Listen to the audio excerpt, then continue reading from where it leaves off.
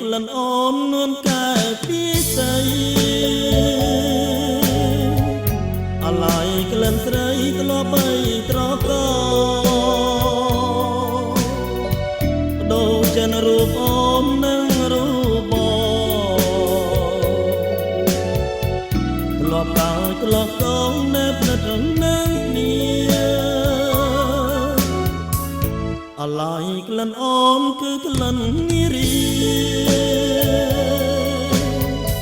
ក្លិនមិនមានពីគឺក្លិននួនឡគឺមិនដឹងបានក្លិនមករូបបងថាផ្លែត្រកងស្នេហ៍ថ្នងម្ដងទៀត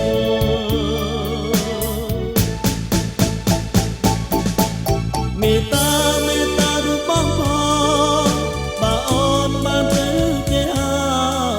សូមឆ្លើយឲ្យអត់សង្ស័យប្រណីដល់ចិនរៀមផ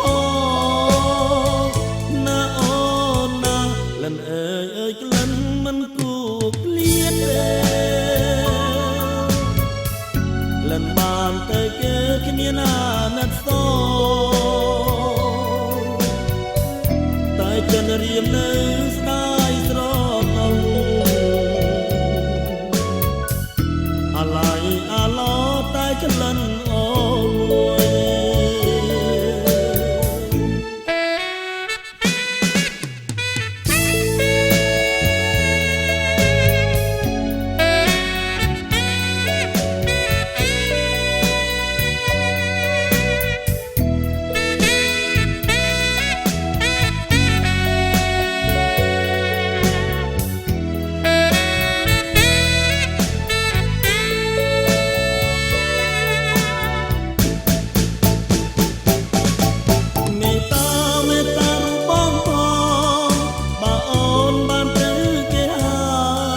សូមឆ្លើយឲ្យអស់សង្ស័យ